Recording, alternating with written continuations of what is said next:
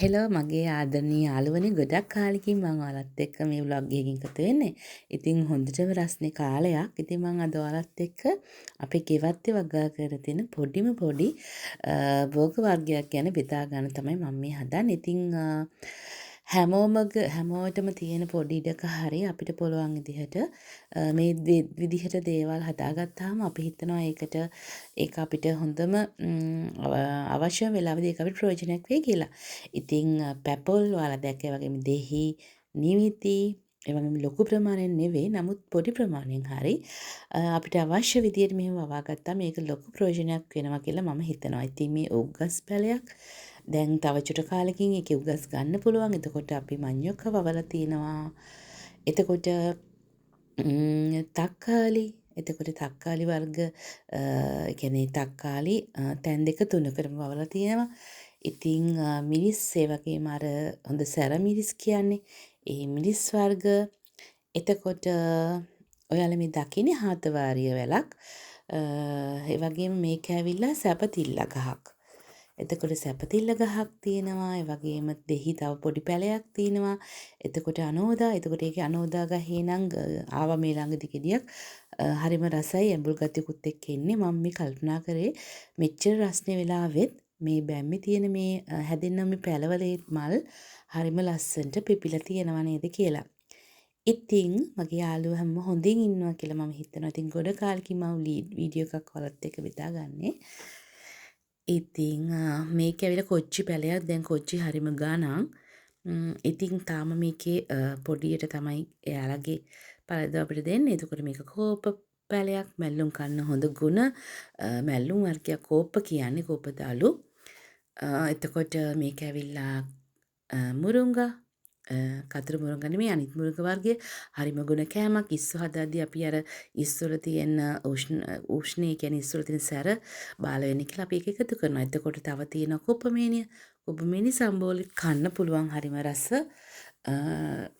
සම්බෝල එකක් තමයි කුපමිනි සලාදි. ඉතින් මිරිස් පැල ටිකක් තියෙනවා.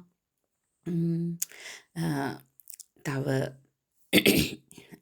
දැන් පායන වුණාට ඉතින් එයාලත් අපිට පළදාව දෙනවා. මේක ඇවිල්ලා කෙසෙල් ලොකු කෙසෙල් වර්ගයක් ආනමාලු. මම හිතන විදිහට ආනමාලු පැලයක්. පැලයක් නෙමෙයි දැන් ඒක ලොකු ගහක් කියලා එයා අපිට කැනකුත් දෙනවා. කලිනුත් කැනක් ආවා. ඉතින් කරපිංච එක එතකොට කරපිංච වර්ගත් දැන් චුට්ටක් හදාගන්න අමාරුයි මොකද මේ පායන කාලය නිසා.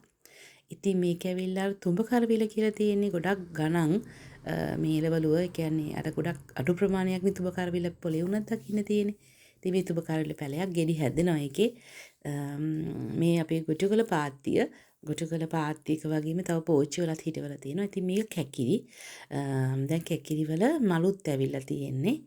ඒ කියන්නේ ළඟදිම කැකිරි පළදාවත් දෙයි. එතකොටත් මම ඔයාලත් එක්ක පොඩි vlog එකකින් මේක එකතු කරගන්නම්. ඉතින් මම හිතුවේ අද දවසේ මේක එකතු කරගන්න ඕනි කියලා.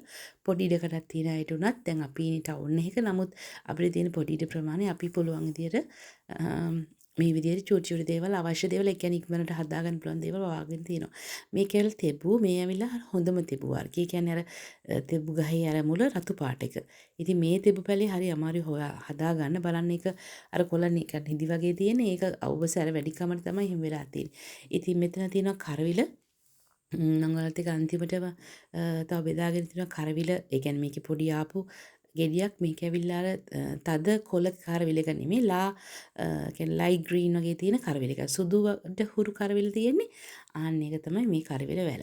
ඉතින් මෙහෙම තමයි මේ චූටි දෙත් තව චුට්ට දේවල් අපි වගා කරන් තියෙනවා. ඉතින් ගොඩක් වෙලාවට අපේ අයියා තමයි මේ දේවල් වලට මේ උදව් කරන්නේ. ඉතින් මාත් පොඩි සයිඩ් සපෝට් එකක් දෙනවා. ඉතින් සුද්ධ කරන්න බීම හදා ගන්න ඒ වගේ දේවල් වලට. ඉතින් ඒකයි මම ඔයාලත් එක්ක මේක එකතු කරගත්තේ. ඉතින් චූටි දෙක පෝච්චියක උනත් Tamanට අවශ්‍ය දේවල් පොඩියට හදාගන්න පුළුවන්. මෙන්න මේ විදිහට පෝච්චි වලත් මම පෙන්නුවේ මේක පෝච්චි වලත් මේ ගොටුකොළ හදන්න පුළුවන්. හැබැයි අර බීම වගේ ගොඩක් ලොකුවට හැදෙන්නේ නැහැ. නමුත් පෝච්චි වලත් හදාගන්න පුළුවන්. බැරි නැහැ. මිරිස් තියෙනවා මෙතන.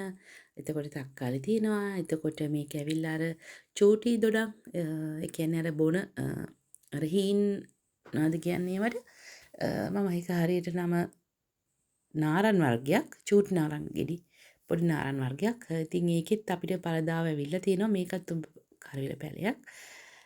ඉතින් ඔන්නෝම තමයි අපි කිව්වත් ඒ පුංචි වගාව මම ඔයාලත් එක්ක බෙදාගත්තේ. ඉතින් අර පේනවද ඔයාලට ගෙඩියක් මම ලං කරලා පෙන්නනවා. අන්න ඒ නාරන් වර්ගය. ඉතින් ඒකෙත් ගහේ ගෙඩි 6ක් 7ක් හැදිලා තියෙනවා. වෙන්න තියෙන යා කරවිල මං ගෙඩිය ඔයාලට කිව්වේ චූටි කරවිල ගෙඩිය සුදු පාටට හුරු. දැන් එයාලා හැදිගෙන එනවා. ඉතින් මේ වීඩියෝ එක ඔයාලා බලලා දෙයක් ගත්තා නම් මට ගොඩක් සතුටුයි. ඉතින් මම ගිහින් එක ඔයාලා හැම සතුටින් පරිස්සමෙන් ඉන්න දැක්කද ඉරේ තියෙන රස්නේ.